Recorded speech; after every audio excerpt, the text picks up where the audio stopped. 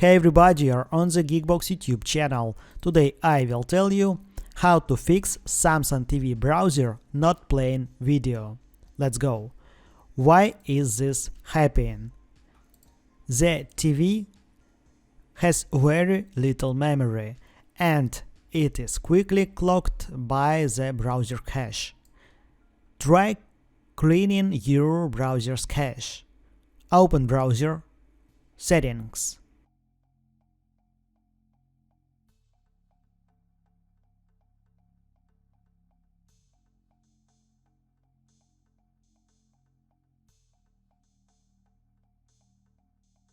Privacy and security.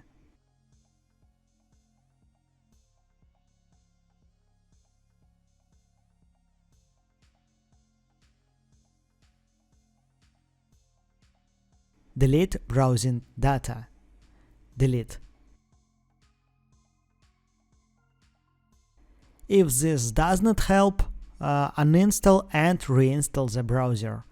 That's it. Now you know how to fix Samsung TV browser not playing video. Thanks for watching. Please like and subscribe to the channel. Good luck and see you soon.